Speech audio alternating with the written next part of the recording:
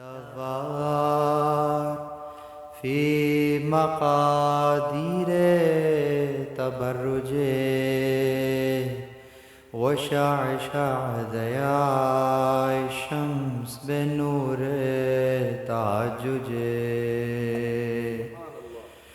الذي دل على ذاته بذاته وتنزه عن مجانسة مخلوقاته وجل عن ملائمة كيفياته الذي قرب من خطرات الظنون وبعد عن لحظات العيون وعلم بما كان قبل أن يكون ثم الصلاة والسلام وتحية والإكرام على رسول الثقلين رحمة للمشرقين والمغربين جد الحسن والحسين سيدنا ومولانا أبو القاسم محمد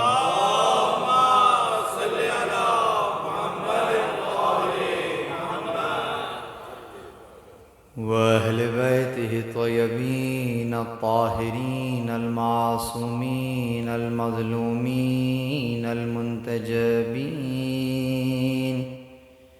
الذين ذهب الله عنهم الرجس وطهرهم تطهيرا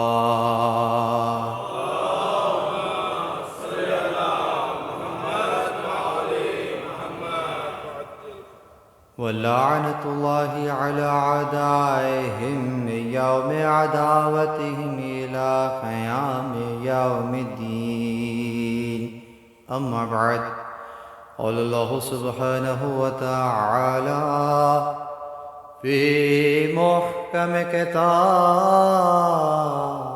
المجيد وفرقانه الحميد بسم الله الرحمن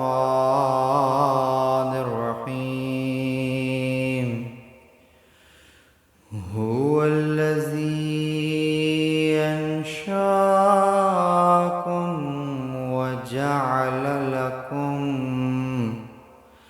وجعل لكم السمع والأبصار والأفئدة قليل ما تشكرون درود پڑھیں محمد وآلہ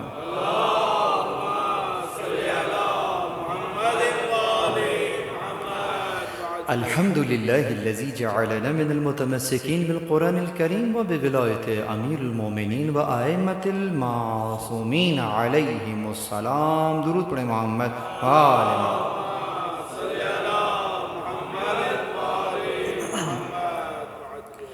تمام تر تعریفیں خدائے وحدہ لا شریک کے لیے درود اور سلام محمد اور اہل بیت محمد علیہ الصلاۃ والسلام کی ذوات مقدسہ پر حمد ہے اس خدا کی کہ جس نے ہمیں اور آپ کو قرآن کریم ولایت امیر المومنین اور دیگر ائمہ علیہم السلام کی ولایت سے متمسک کیا۔ پروردگار عالم کا لطف ہے، احسان ہے، توفیق ہے کہ اس نے ہمیں اور آپ کو یہ موقع عنایت فرمایا کہ 1446 ہجری کے ماہ محرم میں ہم اور آپ سانس کھینچ رہے ہیں اور عشرہ مجالس کی جو کہ عشرے کے عنوان سے یہ 5ویں مجلس ہے، جیسے جیسے وقت گزر رہا ہے ہمیں امید ہے انشاءاللہ کہ جیسے جیسے یہ چاند بڑھ رہا ہے ویسے ہی ویسے ہمارے قدم بھی امام کے مقصد کی طرف بڑھ رہے ہوں گے۔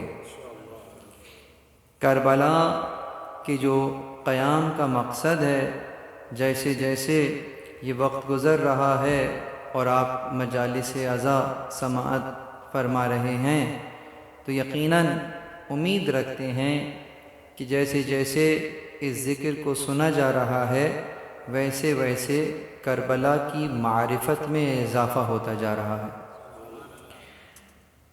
اسی نقطے کو ذہن میں رکھتے ہوئے آج جس موضوع کا انتخاب کیا گیا ہے، خاص فرش عزا کو ذہن میں رکھتے ہوئے، ائمہ معصومین علیہم السلام کے وجود مقدس کو ذہن میں رکھتے ہوئے، وہ شکر نعمت ہے۔ اور شکر نعمت بیان کرنے کے لیے جس آیت سے سہارا لیا وہ تقریباً ایک دو حروف یا الفاظ کے ایک طرف ہونے کے ساتھ متعدد مقامات کے اوپر تقریباً یہ آیت موجود ہے۔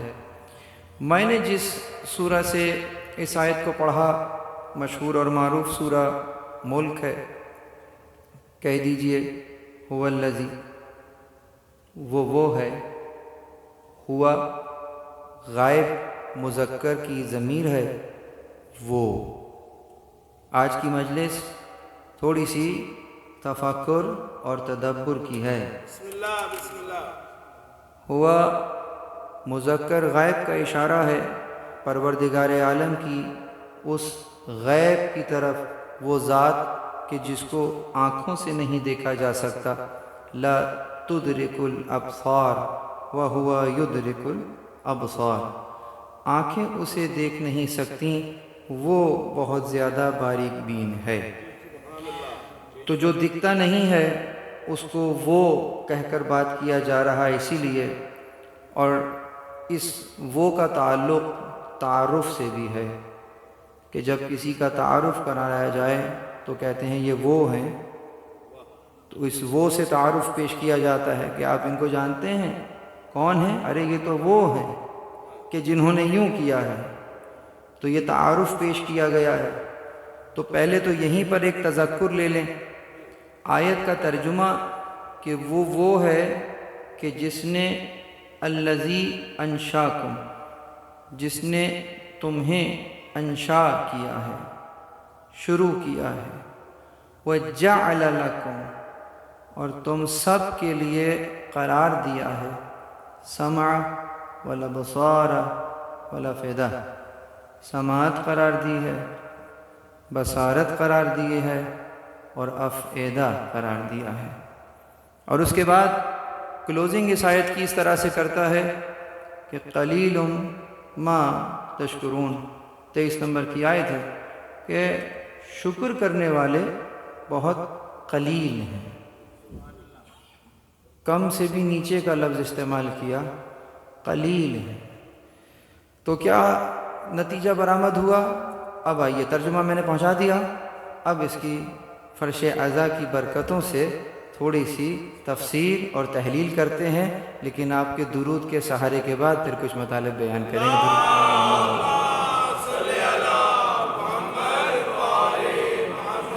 سب سے پہلا سوال تو یہ ہے کہ پروردگار نے تعارف سے بات کیوں شروع کی ہے؟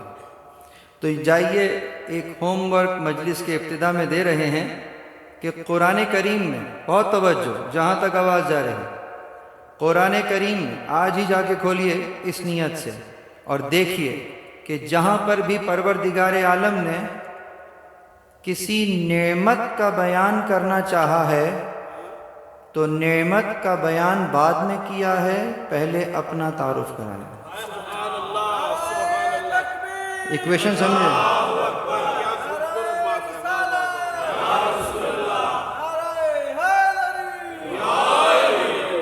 اسلوب قرآنی سمجھیے۔ آج جمعے کا دن تھا نا، اللہ نے ہمیں یہ توفیق دی کہ اسی مقام پہ ہم نے جمعہ جو ہے وہ آج ادا کیا، اللہ نے یہ ہمیں ماشاءاللہ آپ مومنین کے توسط سے یہ توفیق دی، اس میں پڑھا جانے والا سورہ جمعہ شروع ہی ایسے ہوا، یسبح للہ ما فی السماوات و ما فی الارض الملک القدوس العزیز الحکیم۔ بتلائیے یہ کس کا تعارف ہے؟ اللہ سبحانہ و تعالی کا تعارف ہے، تو تیار ہو جائیے، اپنا تعارف کرا رہا ہے، تو اگلی آیت میں کیا آنے والی ہے؟ نعمت آنے والی ہے۔ آئیے دیکھتے ہیں آتی ہے یا نہیں آتی ہے۔ اس کے بعد کہتا ہے ہوا، وہ۔ اب یہاں پر وہ میں بھی تعارف ابھی اسی کا ہے۔ وہ کون؟ وہ کا هو الذی، وہ وہی۔ کون وہ وہی؟ هو الذی بعث فی الامیین رسولا منہم یتلو علیہم آیاتہ ویزکیہم ویعلمہم الکتاب والحکمہ۔ اپنی کتنی صفات بتائیں تھیں؟ رسول اللہ کی کتنی صفات بتائیں؟ کیا برابری سے تعارف کرا دیا ہے۔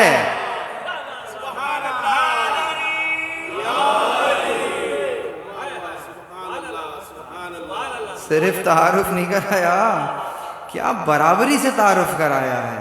نعمت کا بیان کر دیا یا نہیں کر دیا؟ اور نعمت بھی کون سی؟ رسول اللہ کی نعمت کا بیان کر دیا ہے۔ اتنی بڑی، کیسا کیوں کرتا ہے پروردگار؟ نعمت سے پہلے اپنا تعارف کیوں پیش کرتا ہے؟ جانتے ہیں کیوں؟ جواب، اس لیے وہ یہ اسلوب اپناتا ہے کہ چونکہ خالق ہے، مخلوق کی فطرت کو جانتا ہے، اور وہ یہ اچھی طرح جانتا ہے کہ جب تک اسے نعمت دینے والے کی معرفت نہیں ہوگی، یہ نعمت کی قدر کیا خاک کرے گا۔ اسی لیے اپنا ایسے ہی ہے۔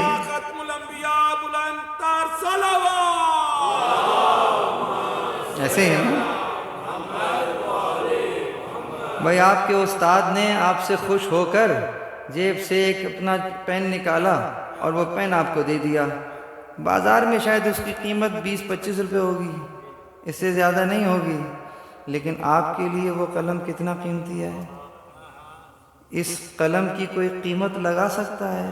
آپ کی نظر میں جو اس کی قیمت ہے کیا کوئی دے سکتا ہے؟ آپ کہیں گے میرے استاد نے مجھے خوش ہو کر یہ دیا ہے۔ تو چونکہ آپ دینے والے کی عظمت کو جانتے ہیں، اس لیے وہ شے نہیں دیکھ رہے، دینے والے کو دیکھ رہے ہیں۔ اگر یہی شے کسی اور کے سامنے رکھ دی جائے، وہ کہے گا ہم سا تو ہے، ہم جیسا تو ہے۔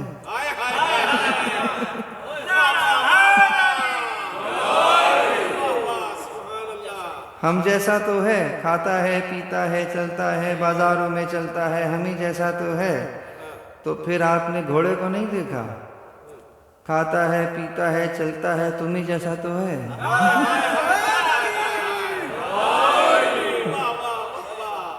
اگر فقط ظاہر کو دیکھو گے اس انداز سے تو تم میں اور اس میں فرق کیا ہے؟ کہا نہیں کیوں فرق ہے، کیا فرق ہے؟ کہا ہمیں عقل ہے، ہمیں عقل ہے، ہم افضل ہیں۔ بس یہاں پہ بات سمجھ میں آ رہی ہے؟ جب یہاں پہ اپنی باری آتی ہے تو بات سمجھ میں آ جاتی ہے، جب وہاں پر جاتے ہیں تو ادھر بھی یہی فرق ہے کہ تم ہو، وہ ہے، اس پر وحی آتی ہے، تم پر وحی نہیں آتی ہے۔ درود پر محمد وآل محمد۔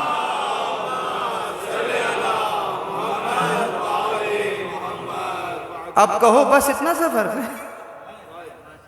ہے، وہاں پہ سمجھ میں آ گیا تھا کہ عقل ہے، تو ہم کہیں گے بس اتنا سا فرق ہے، نہیں تو وہ کہے گا بہت بڑا فرق ہے۔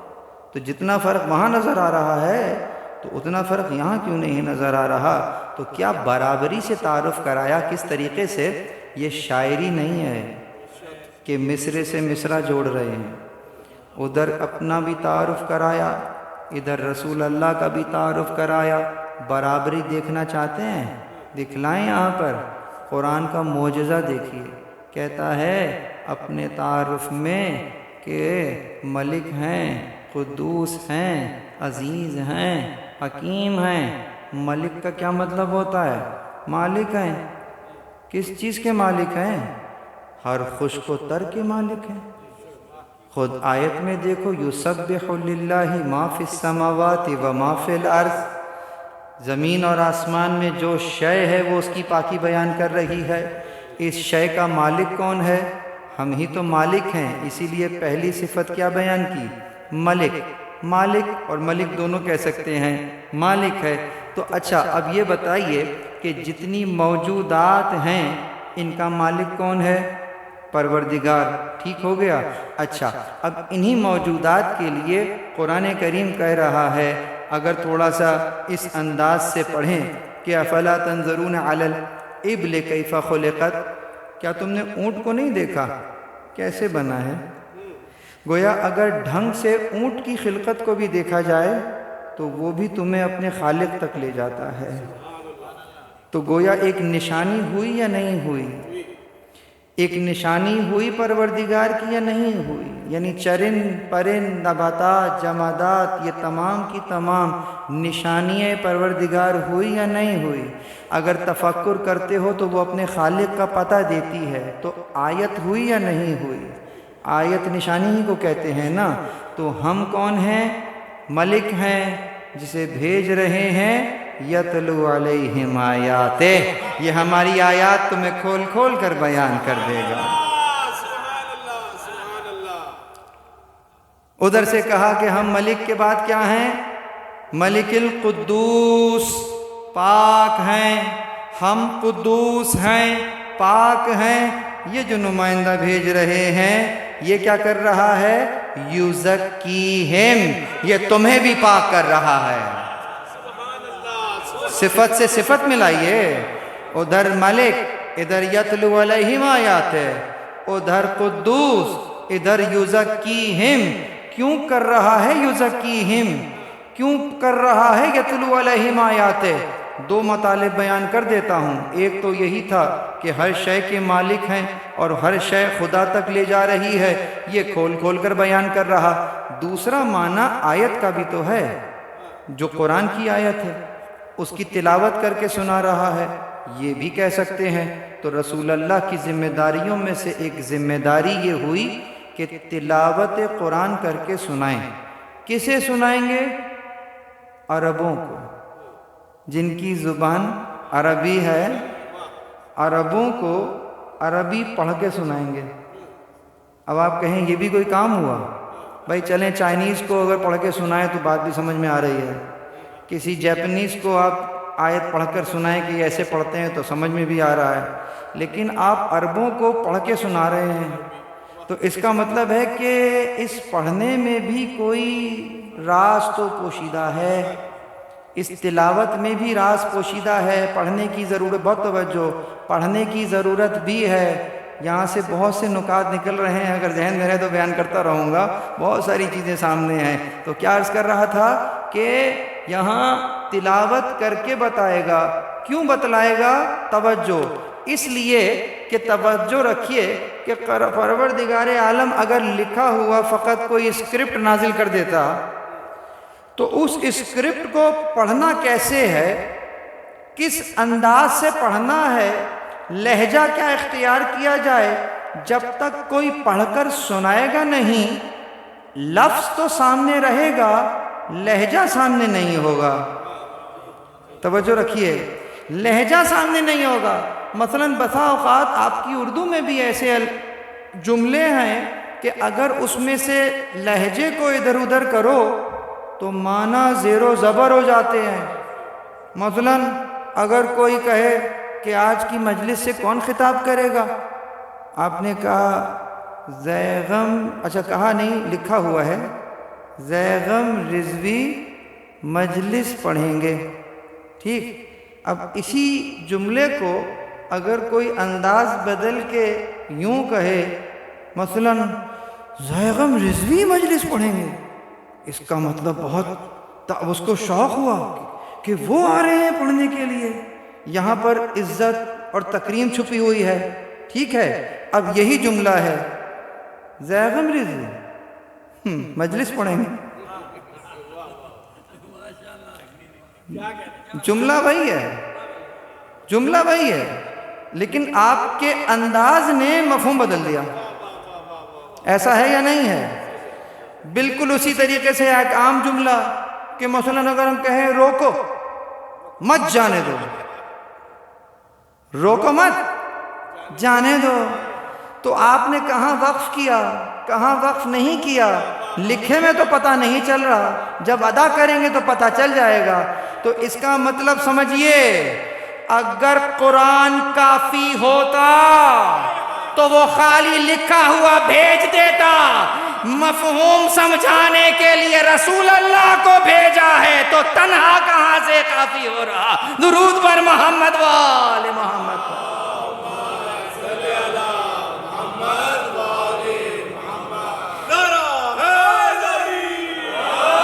اور یہ اتنی بڑی ذمہ داری ہے کہ اب تو چلیے آ گیا ہے نا، اب تو چلیے لہجہ بھی آپ تک پہنچ گیا، اب رسول اللہ تشریف لے جائیے، قرآن ہمارے ہاتھ میں موجود ہے. وہ کہیں گے جی نہیں، ابھی بھی خالی نہیں چھوڑ کے جائیں گے، ہمیں بہت اچھی طرح معلوم ہے کہ آپ بعد میں کیا کیجئے گا، اسی لیے قرآن کو تنہا نہیں چھوڑ رہے ہیں.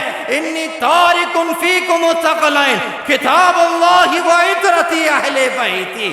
یقیناً رہتی دنیا تک کے لیے اہل بیت میں سے شخص موجود ہوگا جو بیان کرے گا آیت کہاں نازل ہوئی، کس لہجے میں نازل.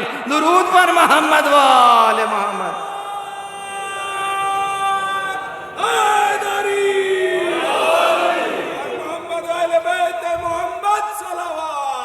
وہ پتہ ہے کس لہجے میں نا،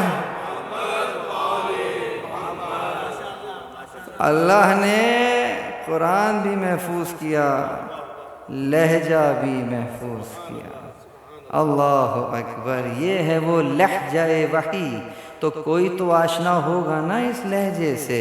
کون ہے آشنا؟ پہلے ہی کا اسٹیٹمنٹ دیکھ لیجئے.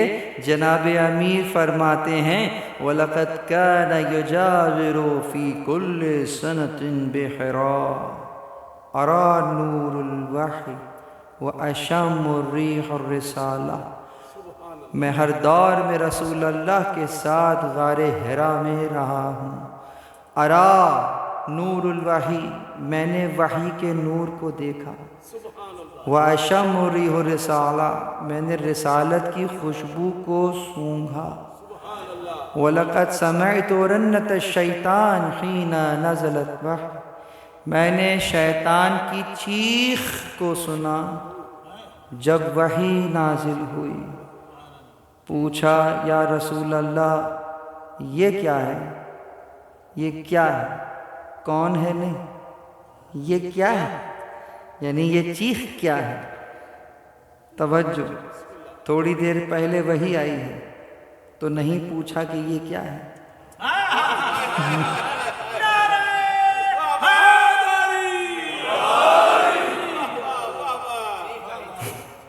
تھوڑی دیر پہلے وحی آئی ہے تو نہیں پوچھا کہ یہ کیا ہے.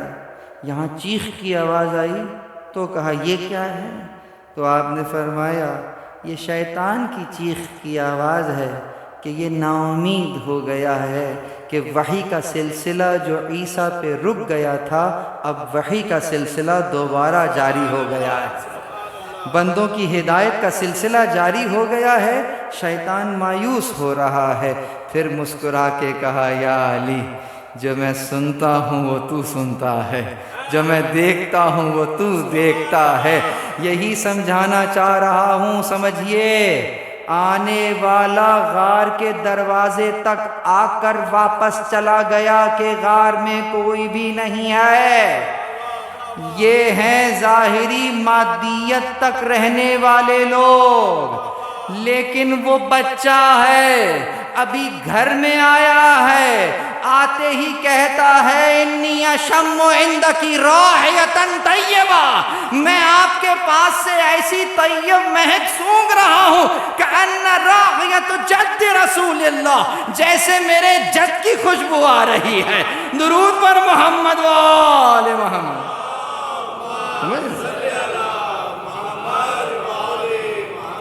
بچے نے دیکھا نہیں ہے، ابھی گھر میں قدم رکھا ہے اور کہا خوشبو وہ آ رہی ہے جو نانا کے پاس سے آتی ہے۔ یہ ہیں وہ اہل بیت النبوہ۔ یہ فرق ہے اہل بیت میں اور غیر میں کہ جو غیر ہے اسے وہ خوشبو نہیں آ رہی ہے، لیکن جو اہل بیت ہے وہ انہیں محسوس بھی کر رہا ہے، تعظیم و تکریم بھی کر رہا ہے۔ بس عزیزوں، یہیں سے بات کو آگے چلائیں تو گویا کتنی بڑی ذمہ داری ہے رسول اللہ کی کہ یتلو علیہم آیاتِ، اور وہ لہجہ شناس علی ابن ابی طالب کی صورت میں سامنے رکھا، اور یہی سلسلہ اوصیہ کے اندر جاری و ساری رہا۔ تو دو صفات میں نے آپ کو بتا دیں، ملک، قدوس، یہاں پر یتلو علیہم آیات و یزکیہم۔ اچھا، آیات کی تلاوت کرنے کے بعد اب یہ تزکیہ ہو رہا ہے، کیوں؟ توجہ، گویا کہ پری ریکوزٹ ہے جو ادا ہو رہا، کام آگے ہے جو ہونے والا ہے، اس کا مقدمہ بن رہا ہے کہ یزکیہم۔ کیوں؟ اس لیے کہ اگر برتن نجس ہوگا تو اس میں اگر آب زمزم ڈال دو گے نا تو بھی نجس ہو جائے گا۔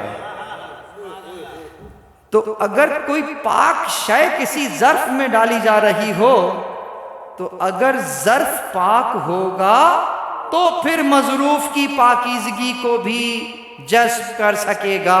اسی لیے رسول اللہ پہلے تزکیہ کر رہے ہیں، اس تزکیے کے بعد اب جو آگے کام ہونے جا رہا ہے وہ کیا کام ہے؟ کہا ملک، قدوس، عزیز۔ تیسری صفت کیا ہے؟ عزیز کسے کہتے ہیں؟ یہ اردو کا معنی ہے دوست، قریب، یہ تو ہمارا رائج معنی ہے نا عزیز۔ اچھا چلیے، عزیز مصر کیا معنی؟ مصر کا شہزادہ یا حاکم، عزیز مصر یعنی مصر کا حاکم۔ عزیز حاکم کے معنی میں ہے۔ خدا نے اپنے آپ کو حاکم کے طور پر، حاکم کیا کرتا ہے؟ حکم سے حاکم ہے، حکم دیتا ہے، یعنی کہ حکم حاکم کا ہوتا ہے۔ تو یاد رکھیے کہ ہم اگر عزیز ہیں تو یہ جو نمائندہ بھیج رہے ہیں یہ یتلو علیہم آیات ویزکیہم ویعلمہم الکتاب، ہم عزیز ہیں اور یہ ہمارے احکامات پہنچانے والا ویعلمہم الکتاب ہے۔ یاد رکھیے یہ کتاب کا جیسے ہی میں نے نام لیا آپ کے ذہن میں بک آ گئی ہے، تو یہ میرا مسئلہ تو نہیں ہے، یہ تو ہمارے ذہن کا مسئلہ ہے۔ ورنہ عربی میں کتبہ کا مطلب کیا ہوتا ہے؟ کتبہ کا مطلب فرض کر دیا، یا ایھا الذین آمنوا کتب علیکم الصیام، ہاں ہم نے تمہارے اوپر صیام لکھ دیے۔ کتب علیکم القصاص، ہم نے تمہارے اوپر قصاص لکھ دیا۔ کیا کتاب ہے آپ کے آپ پہ لکھ دیا؟ یعنی کہ کیا؟ یعنی تم پر فرض کر دیا، تم پر واجب کر دیا، تمہارے لیے حکم کر دیا۔ تو ہم عزیز ہیں، احکام دیں گے، یہ وَيُعَلِّمُهُمُ الکتاب کی بات کرے گا۔ اور یاد رکھیے، توجہ، یہ احکام ہم فقط احکام اکیلے نہیں دے رہے ہیں، احکام اس لیے دے رہے ہیں کہ ہم عزیز کے بعد حکیم بھی ہیں۔ یہ جو عزیز ہے یہ حکیم کے ساتھ ہے، تو یہ جو نمائندہ ہے یہ بھی فقط کتاب کی تعلیم دے کے رک نہیں جائے گا، حکمت کی تعلیم بھی دے گا۔ وَيُعَلِّمُهُمُ الْكِتَابَ والحکمہ۔ توجہ ہے، اب یہاں سے کی بات کو کلوز کر دیتے ہیں۔ یعنی شروع میں دو صفات رسول اللہ کی بیان ہوئی، یتلو علیہم آیات ویزکیہم، اور میں نے کہا کہ یہ تو پری ریکوزٹ ہے، اصل کام تو ادھر ہی سے شروع ہوا کہ ویعلمہم الکتاب والحکمہ۔ گویا کتاب اور حکمت کی تعلیم دینے کے لیے وہ دو پری ریکوزٹ اور مقدمے تھے۔ سمجھ میں آ گئی بات؟ اب مجھے بتائیے کہ کتاب تو سامنے موجود ہے یا رسول اللہ، ہم آپ سے کتاب لے رہے ہیں، حکمت آپ سے سمجھ رہے ہیں، ٹھیک ہو گئی بات۔ کل آپ نہیں رہیں گے سامنے، کتاب تو میرے ساتھ رہے گی، تو جب یعلمہم الکتاب کی بات آئے گی تو میں کتاب تو دیکھ لوں گا، لیکن یہ بتائیے حکمت کہاں سے دیکھوں گا؟ سمجھ میں بات آئی کہ جب دو ذمہ داریاں ہیں کتاب اور حکمت کی، تو کتاب تو میرے پاس موجود ہے لیکن حکمت کو میں کیسے جانوں گا؟ عجب نہیں جواب یہی آئے گا کہ زیغم میاں کہہ تو دیا ہے انی تارک فیکم ثقلین کتاب اللہ و عطرتی اہل بیتی۔ جب کتاب کی تعلیم لینی ہو کتاب اٹھا لینا، حکمت جاننی ہو اہل بیت کے دروازے پر آ جانا۔ درود پر محمد وآل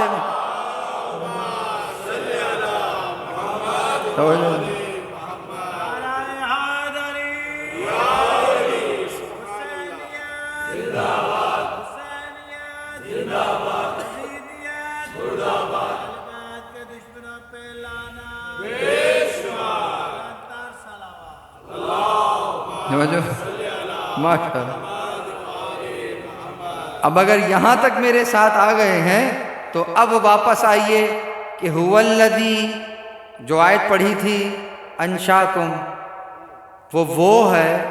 تو اب توجہ کہ اس کے بعد اب کیا ہونے والا ہے؟ نعمت آنے والی ہے۔ تو اس نے کہا نعمت یہی ہے، کیا تمہیں انشا کیا؟ یہ کسی نعمت سے کم ہے؟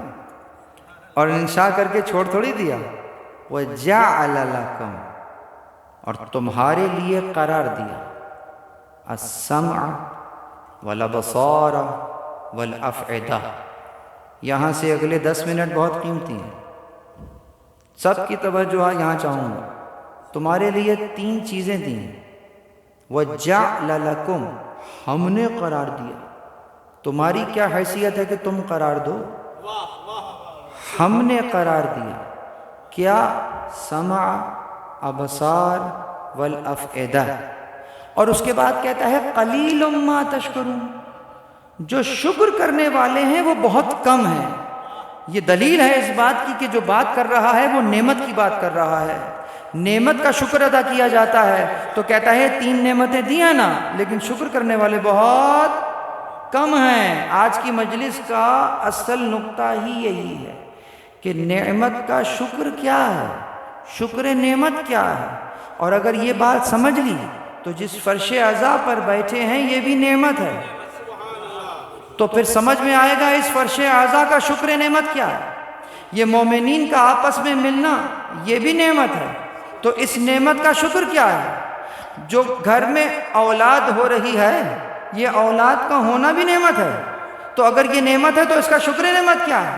جہاں جہاں جو نعمتیں مل رہی ہیں بہت توجہ، تو اس کا شکر نعمت کیا ہے۔ تو بالکل اسی طریقے سے آئیے، جیسے میں نے کہا 10 منٹ اہم ہیں۔ کون سے؟ کہا تمہارے لیے یہ 3 چیزیں دی ہیں، سماعت دی، بصارت دی، افئدہ دیا۔ اس کا شکر نعمت کیا ہے؟ اس کو سمجھنے کے لیے ہمیں چلنا ہوگا سورہ اعراف میں، اور وہاں پر دیکھنا ہوگا کہ پروردگار عالم نے آخر جو شکوہ کیا ہے وہ کیوں کیا ہے۔ وہاں کہتا ہے وَلَقَدْ 179 نمبر کی آیت اعراف کی، وَلَقَدْ زَرَعْنَا لِجَهَنَّمَ كَثِيرًا مِّنَ الْجِنِّ وَالْإِنسِ۔ اور اسی طریقے سے ہم نے زراعت کیا ہے، زراعت کا لفظ استعمال کر رہا کہ پھیلا دیا ہے ہم نے۔ وَلَقَدْ زَرَعْنَا لِجَهَنَّمَ، جہنم کے لیے ہم نے زراعت ہی جہنم کے لیے کی ہے۔ کن کی؟ جنوں کی اور انسانوں کی۔ کتنا جلال ہے اس آیت میں چھپا ہوا، کتنا غصہ ہے پروردگار کا، کس قدر ناراضگی چھپی ہوئی ہے اس آیت کے اندر کہ ہم نے زراعت ہی کی ہے جہنم کے لیے، انسانوں کی اور جنوں کی۔ کیوں؟ جرم کیا ہے ان کا؟ کیا جرم ہے؟ کہا جرم یہ ہے کہ لہم قلوب لا یفقہون بہا، ان کے قلوب ہیں تفکر اور تدبر نہیں کرتے۔ وَلَهُمْ أَعْيُنٌ، ان کی آنکھیں ہیں لا يبصرون بها، اس سے دیکھتے نہیں ہیں۔ وَلَهُمْ آذَانٌ لا يسمعون بها، ان کے کان ہیں سنتے نہیں ہیں۔ دیا کیا تھا؟ جَعَلَ لَكُمْ السَّمْعَ وَالْأَبْصَارَ والافئدہ، سبحان اللہ ابصار دیا تھا، سماعت دی تھی، افئدہ دیا تھا۔ یہاں آراف تک پہنچتے پہنچتے کیا ہو گیا؟ کہا آنکھ ہے، کان ہے، قلب ہے۔ پروردگار دیا تو سماعت تھی، یہ سماعت سے بات گر کر کانوں تک کیوں آ گئی؟ دی تو بصارت تھی، یہ بصارت سے بات گر کر عین تک کیوں آ گئی؟ یہاں کہہ رہا ہے بصارت تھوڑی ہے، کیا ہے؟ عین ہے۔ کہا کیوں؟ کہا دیکھتے کہاں ہیں یہ جو ان کے جو ہیں، کیا ہیں؟ کہا کان ہیں یہ۔ کیا کیوں؟ کان کیوں ہیں؟ کہا کیوں؟ سنتے نہیں ہیں نا اسی لیے۔ یعنی سنتے نہیں ہیں تو کان ہیں، دیکھتے نہیں ہیں تو آنکھیں ہیں۔ اگر دیکھتے ہوتے تو آنکھ نہ ہوتی، بصارت ہوتی۔ اگر سنتے ہوتے تو کان نہ ہوتے، سماعت ہوتی۔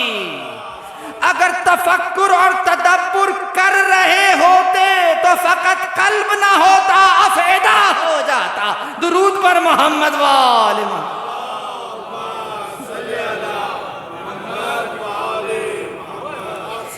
اس اللہ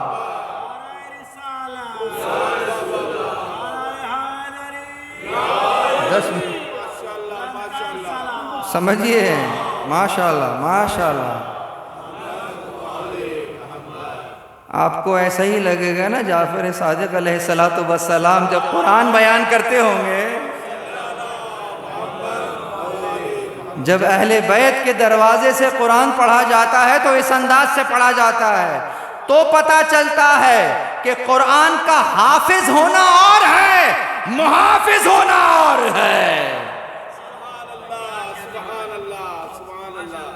فرق بتائیں، حافظ اور محافظ میں فرق کیا ہے؟ حافظ اور محافظ میں فرق یہی ہے کہ جو رٹ کر قرآن پڑھ لیتا ہے حافظ ہے، اور جو کٹ کر کے نیزہ پر تلاوت کر رہا ہے یہ محافظ قرآن ہے۔ درود پر محمد وآل محمد۔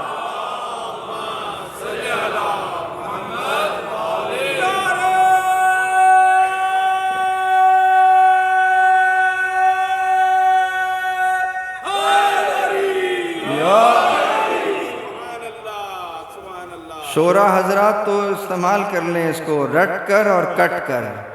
جو رٹ کر پڑھنے میں اور کٹ کر پڑھنے میں فرق ہے، یہی حافظ اور محافظ کا فرق ہے۔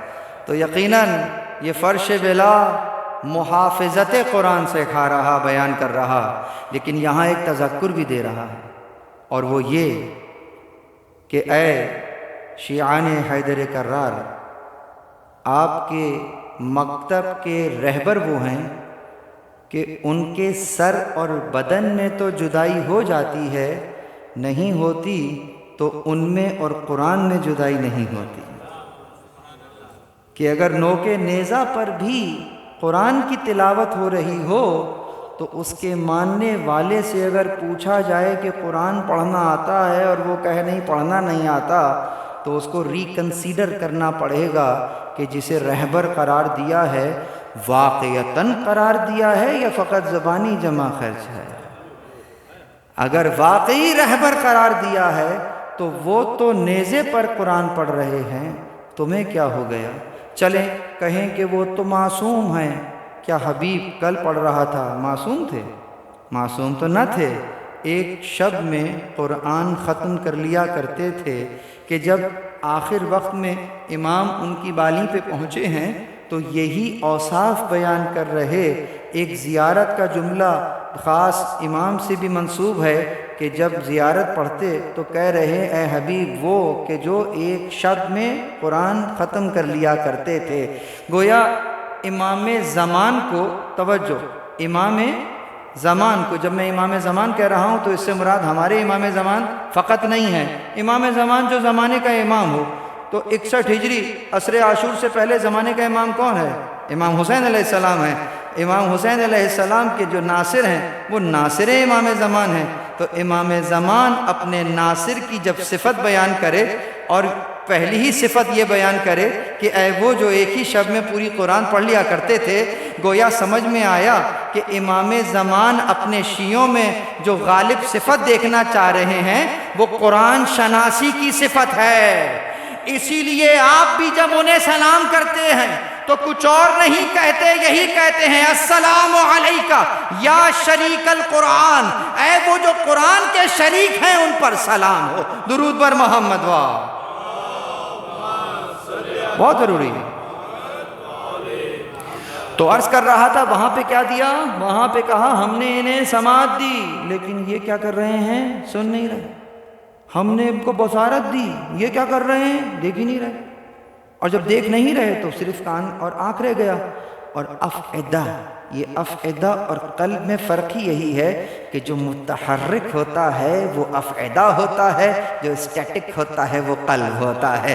اسی لیے جب بی بی نے بچوں کو دیکھا تھا اور یہاں سے جب سلام کا جواب دیا وعلیک السلام یا ولدی ویا قرۃ عینی وثمرۃ وفؤادی، جسے دیکھ کر دل تڑپ آئے اسے حسین ابن علی کہتے۔ درود پر محمد وآل محمد۔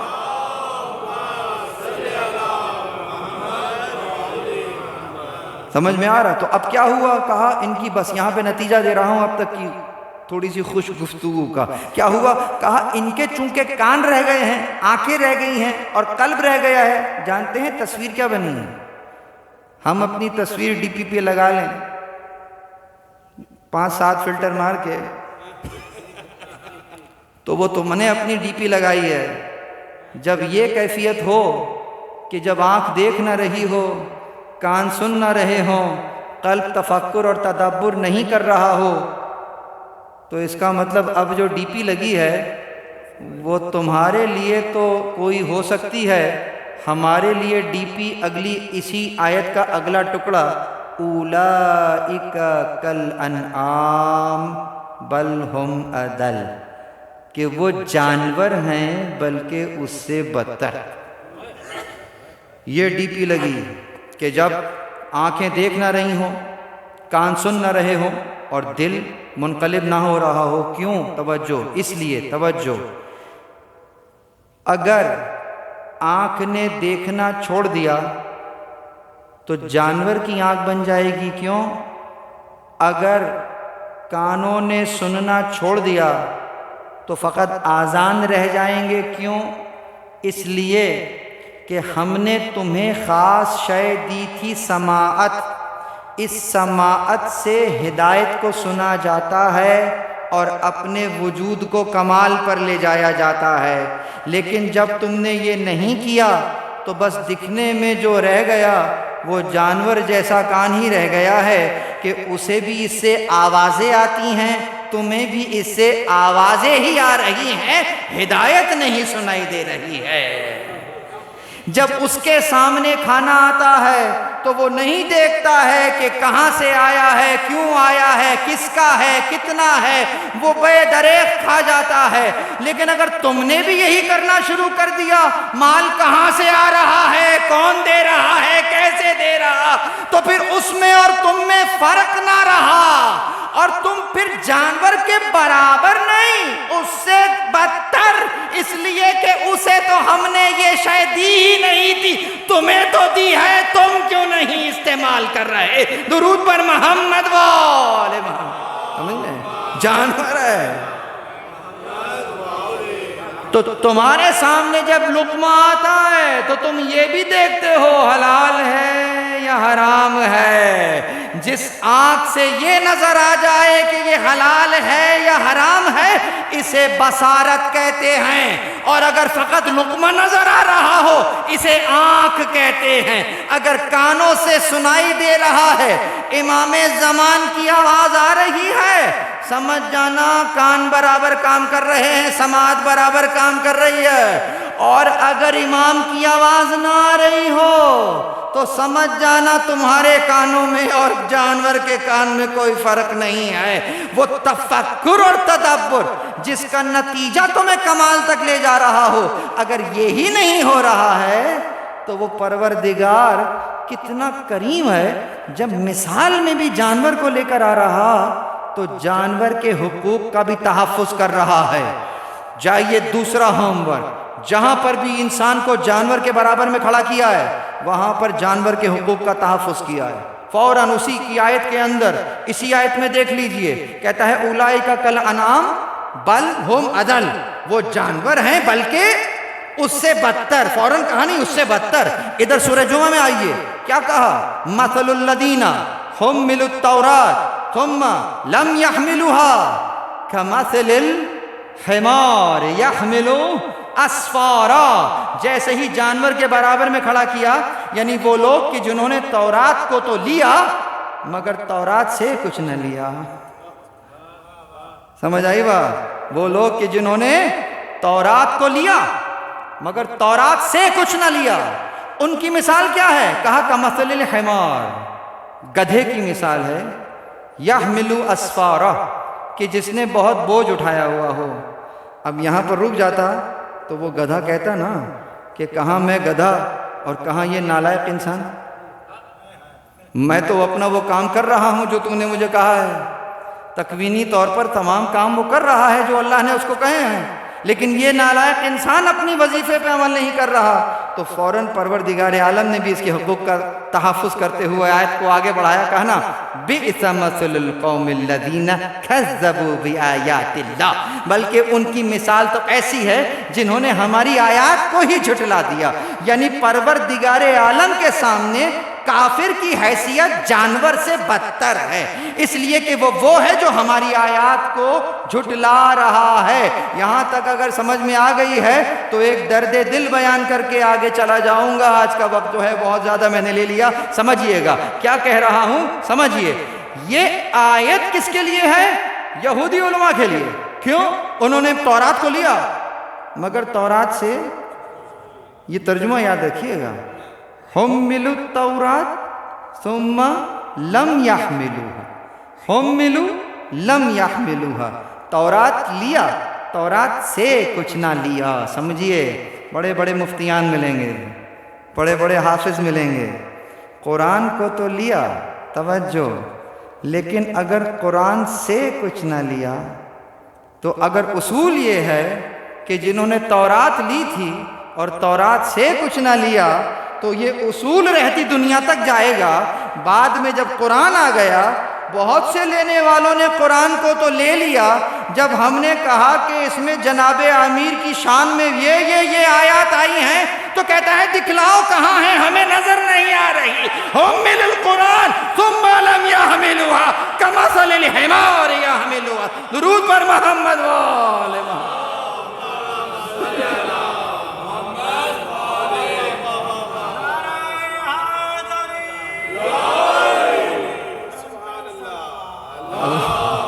ہم ملو، تم نے قرآن کو لے لیا، تم نے قرآن جانے قرآن کو نہیں لیا، ناطق قرآن کو نہیں لیا، اسی لیے لڑنے کے لیے آ گئے، نیزوں پہ قرآن دیکھ کر دھوکہ کھا گئے کہ قرآن سے نہیں لڑیں گے۔ میرے مولا نے کہا لکڑی ہے، چھال ہے، کھال ہے، قرآن تو میں ہوں۔ انہیں تم مجھ سے لڑ رہے ہو اور کہہ رہے ہو اس سے نہیں لڑیں گے، یہ تو چھال ہے، یہ تو کھال ہے۔ لکڑی کی چھالوں پر قرآن ہوتا تھا یا جانور کی کھالوں کے اوپر قرآن ہوتا تھا؟ تو میرے مولا کہہ رہے ہیں کہ یہ اسکرپٹ ہے، یہ تو لکھا ہوا ہے، بولتا قرآن تو میں ہوں، تم مجھ سے جنگ کر رہے ہو۔ اس کے لیے توجہ، دھوکہ کھا گئے تھے اس لیے۔ تو کنکلوژن کیا نکلا؟ کنکلوژن یہ نکلا کہ اللہ رب العزت نے نعمت دی، سماعت کی، بصارت کی، افئدہ کی۔ اس کا شکر نعمت کیا تھا؟ شکر نعمت یہ تھا کہ جس مقصد کے لیے نعمت دی ہے، نعمت کے ذریعے سے وہ مقصد حاصل کر لو، یہ شکر نعمت ہے۔ تم یہ شکر نعمت ہے، جس مقصد کے لیے دی ہے وہ مقصد حاصل کر لو، یہ شکر نعمت ہے۔ میں نے آپ کو یہ تسبیح دی پڑھنے کے لیے تو یہ نعمت ہے۔ اس کا شکر نعمت کیا ہے؟ کہ اسے پڑھا جائے۔ آپ نے اسے گلے میں ڈال لیا اور کہا بہت اچھی لگ رہی ہے۔ تو یہ جو گلے میں ڈال لیا ہے آپ نے، اس مقصد کے لیے تو نہیں دی تھی نا۔ سمجھ میں آ گئی؟ جملہ کہہ کے بات کو ختم کر دوں۔ اس نے آپ کو علی جیسا امام دیا۔ نعمت ہے یا نہیں ہے؟ مقصد کیا ہے؟ مقصد یہ ہے وہاں پہنچا دیں جہاں خدا دیکھنا چاہتا ہے۔ اس نعمت کے ذریعے سے اگر وہاں پہنچ گئے جہاں خدا دیکھنا چاہتا ہے، یہ شکر نعمت ہے۔ اور اگر وہ شے نہ لے سکے جو وہ دینا چاہ رہے ہیں، تو بس نام کو تو لیا لیکن ان سے نہ لیا۔ قرآن اور اہل بیت ساتھ ساتھ ہیں۔ وہ لوگ کہ جو قرآن سے لے رہے، قرآن کو لے رہے ہیں لیکن قرآن سے کچھ نہیں لے رہے۔ ممکن ہے کوئی اہل بیت کو تو لے رہا ہو، اہل بیت سے کچھ نہیں لے رہا۔ درود پر محمد وآل محمد۔ دونوں ثقلین کو چھوڑ رہے ہیں تو ثقلین کو تو لے لیجئے، ایسا نہ ہو کہ ثقلین تو لے لیا لیکن ثقلین سے کچھ نہ لیا۔ تو پروردگار بھی یہی کہے گا، مثل الذین حملوا التوراۃ ثم لم يحملوها كمثل الحمار يحمل اسفارا۔ وہ بوجھ ہے جو ڈال لیا ہے۔ اب سمجھ میں آیا علی کو بھیجا ہے کس لیے؟ فقط اس لیے نہیں کہ ان کے نام کو تم دیوار پہ لٹکا دو اور دیوار کو سجا دو۔ علی دیوار سجانے کے لیے نہیں آئے، کردار سجانے کے لیے آیا ہے۔ اگر کردار سج رہا،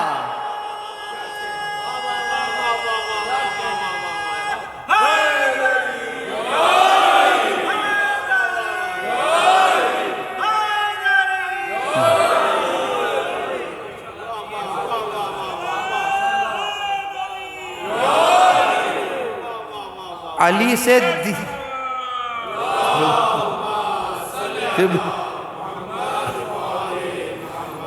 آغا علی سے دیوار سج جائے گی لیکن سج کر دیوار دیوار ہی رہے گی، جنت میں تو نہیں پہنچے گی نا۔ علی آئے ہیں کردار سجانے کے۔ اگر کردار سج جائے گا لازماً وہیں پہنچ جاؤ گے جہاں وہ ہیں، اسی درجے میں پہنچ جاؤ گے۔ ہم نے مثالیں دیکھی ہیں، سلمان منا اہل البیت، ہمارے اہل بیت میں سے ہیں۔ یہ ہے شکر نعمت۔ یہاں تک اگر آ گئے ہیں تو یقیناً نعمت پہ شکر کیا جاتا ہے۔ سلام ہو کربلا والوں پر۔ کچھ باتیں نعمت سے متعلق ہیں، اسی موضوع کو کل یہیں سے کنٹینیو کروں گا، لیکن یہاں تک ذرا سمجھیے۔ اللہ اکبر۔ جانتے ہیں جب کسی پر مصیبت آتی ہے تو وہ اس پر صبر کرتا، اور جب کوئی نعمت ملتی ہے تو وہ اس پہ شکر کرتا ہے۔ یہ کربلا والے عجیب ہیں کہ ان پر مصیبتیں آ رہی ہیں اور یہ مقام صبر شکر کی بات کر رہے ہیں۔ ابھی مصائب میں پڑھوں گا کہ اکبر کا لاشا رکھا شکر کا سجدہ۔ آج آن محمد کا تذکرہ کرنا ہے نا۔ اللہ اکبر۔ راوی نے دیکھا تھا، بیان کروں گا لیکن ذرا توجہ رکھیے۔ کون آن محمد؟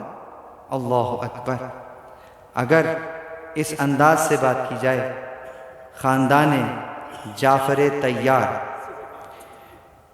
وہ کون کون سے شہزادے ہیں، جعفر طیار کس طریقے سے کربلا میں شامل ہیں، وہاں سے بات کو لے کر چلیں گے۔ اللہ اکبر۔ پہلا شہزادہ عون بن محمد بن عبداللہ۔ تاریخ پڑھ رہا ہوں، عقائد کو ایک طرف رکھیے گا، تاریخی حقائق ہیں، خدا کی قسم یہ خود ایک موضوع ہے۔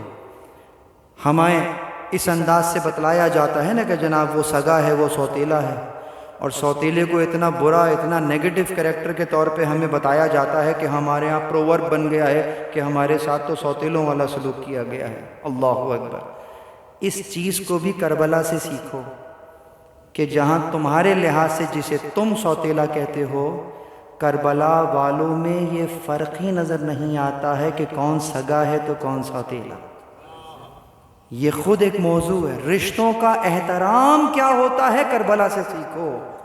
کس طریقے سے بھائی بہن کا احترام کرتا ہے، بہن بھائی کا احترام کرتی ہے، کربلا سے سیکھو۔ چچا اور بھتیجے، چچا اور بھتیجی میں کیا رشتہ ہے، اس رشتے کا احترام کیا ہے، کربلا سے سیکھو۔ تمہیں سارے رشتوں کا احترام کربلا میں نظر آئے گا۔ عون بن عبداللہ بن جعفر یہ جناب زینب کے حقیقی فرزند ہیں۔ حضرت عبداللہ سے بی بی زینب کے حقیقی فرزند عون بن عبداللہ ہیں۔ ایک بیٹی ہے جس کا نام ام کلثوم ہے، نہیں سن رکھا؟ آج سن لیجئے۔ بی بی زینب کی بڑی بیٹی ہیں، شادی شدہ ہیں۔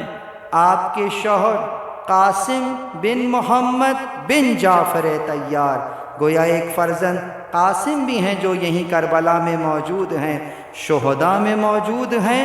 بیٹی بیوہ ہوئی ہیں اور اسیر ہو کر شام گئی ہیں، لیکن اس شہزادی کا ہم نام نہیں جانتے۔ یہ ایک بہت بڑا سوال ہے۔ حضرت عون کی سگی بہن ہیں۔ اللہ اکبر، عون میدان میں گئے ہیں، لڑے ہیں، بیان کروں گا۔ دوسرے فرزند محمد بن عبداللہ ہیں، جس کو ہم محمد کہتے ہیں۔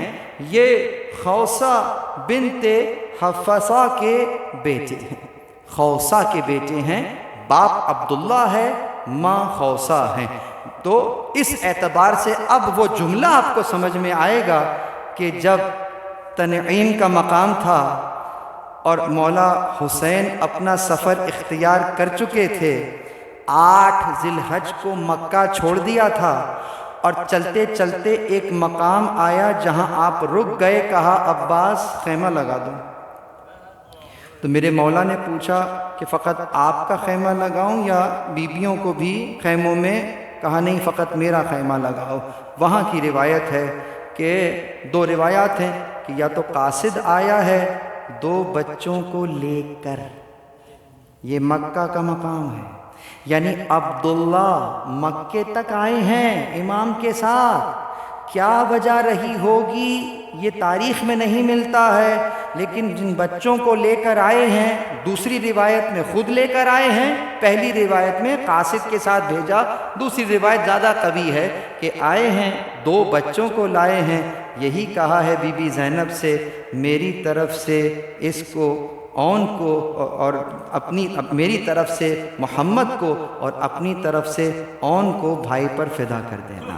یہ جملہ آپ سمجھ میں آ رہا ہے، کیونکہ ایک ان کے بیٹے ہیں اور ایک دوسری زوجہ سے ہیں۔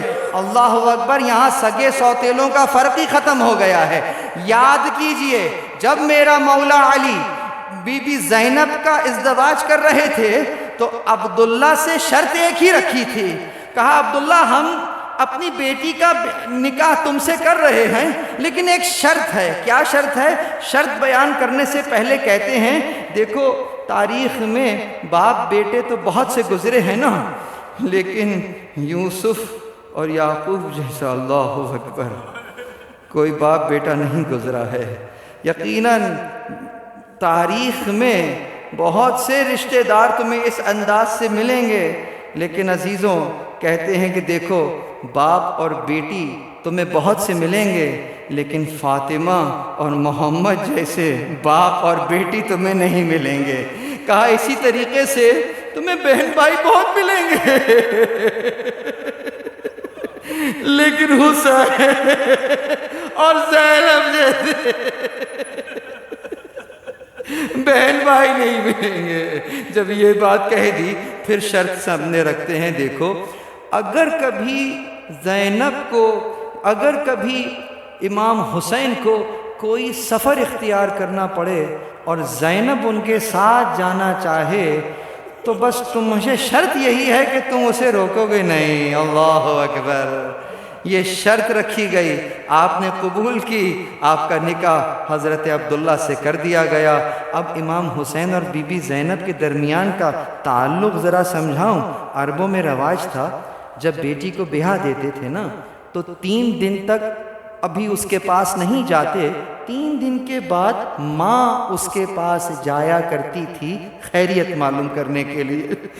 جب بی بی زینب کا نکاح ہوا، رخصتی ہوئی، 3 دن گزر گئے، اب جو وقت آیا، دل پر ہاتھ رکھ کے بتاؤ مولا کو بی بی زہرا یاد آئی ہوں گی یا نہیں یاد آئی ہوگی؟ بی بی زہرا یاد آئی ہوں گی نا؟ کون جائے گا ان سے ملنے کے لیے؟ بی بی فضہ کو بلایا، کہا فضہ آپ جائیے۔ فضہ نے ماں کا کردار نبھایا، جب ملنے گئیں، یقیناً یہ سیدھی سی بات ہے، جب گئیں جیسے ہی بی بی زینب نے بی بی فضہ کو دیکھا زاروں قطار رونا شروع کر دیا۔ ارے مائکے سے کوئی آیا ہے، ماں آئی ہے، ماں کو دیکھ کر زاروں قطار رونا شروع کر دی۔ اچھا یہ کوئی نئی بات نہیں ہے، آپ کے سامنے بھی اگر ہو تو آپ کیا سمجھیں گے کہ کیوں رو رہی ہیں؟ یقیناً اسی لیے رو رہی ہوں گی کہ ماں یاد آ رہی ہوگی۔ بی بی فضہ نے آپ کی تسلی کے لیے کچھ جملے کہنا شروع کر دیے۔ پہلے تو بی بی سنتی رہی، پھر اس کے بعد کہا فضہ میں ماں کے لیے نہیں رو رہی ہوں، میں ماں کے لیے نہیں رو رہی ہوں۔ کیوں رہی؟ کہا فضہ آج 3 دن ہو گئے میں نے حسین کو نہیں دیکھا۔ اللہ اکبر، اللہ سمجھ رہے ہیں نا؟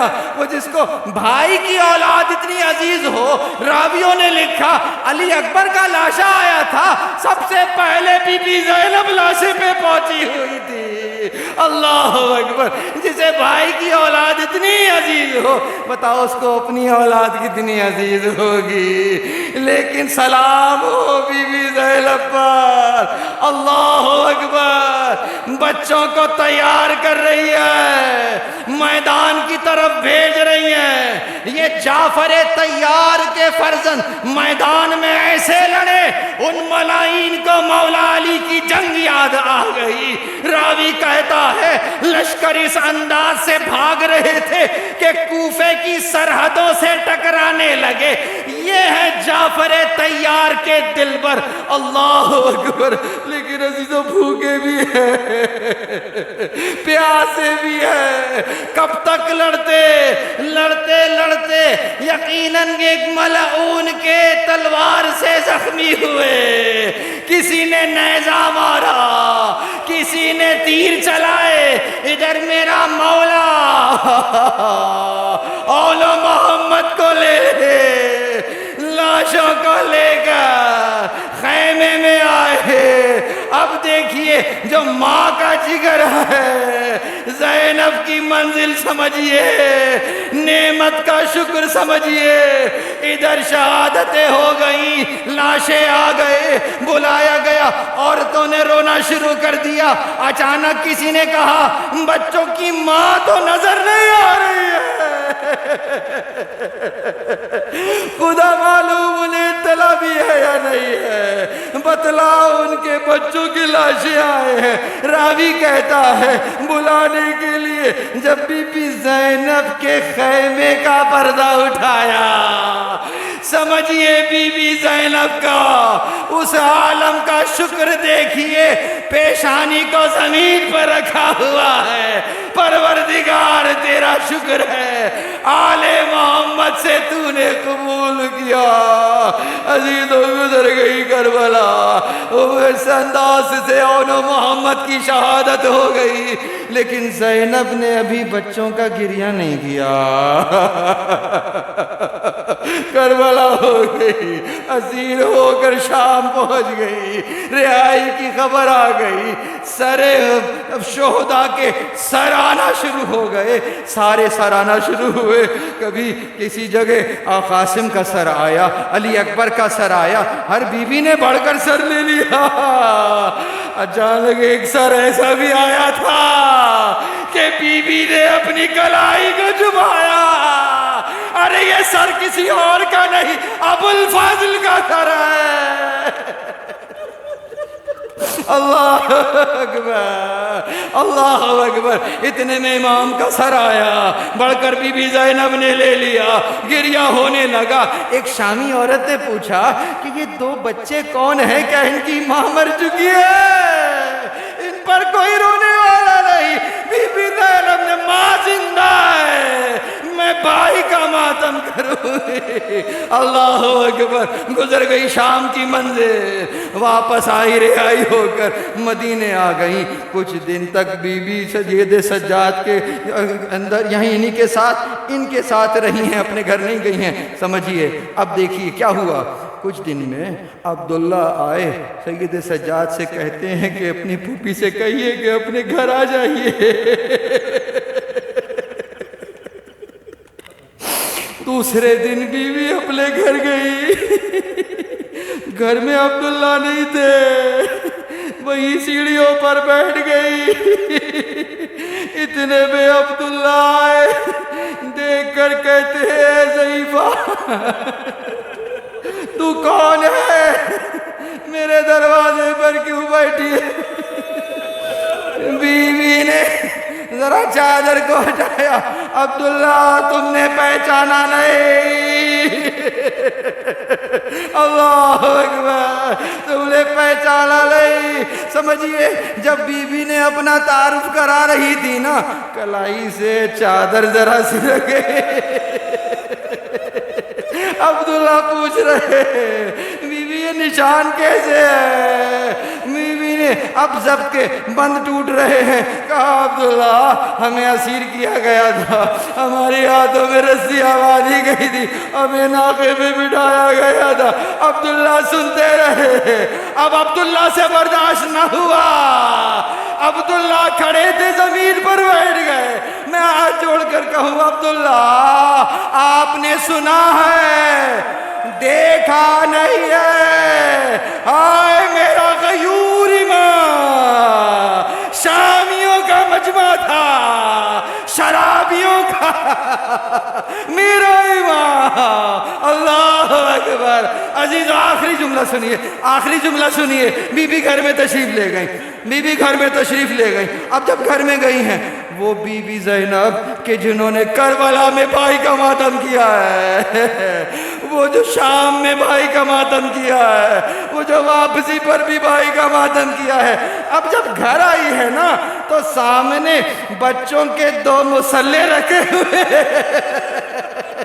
ماں کا دل تھا مسلے کو دیکھا، اب آواز دیتی ہے اے اون محمد، اب کون ان مسلوں پہ نماز پڑھے گا؟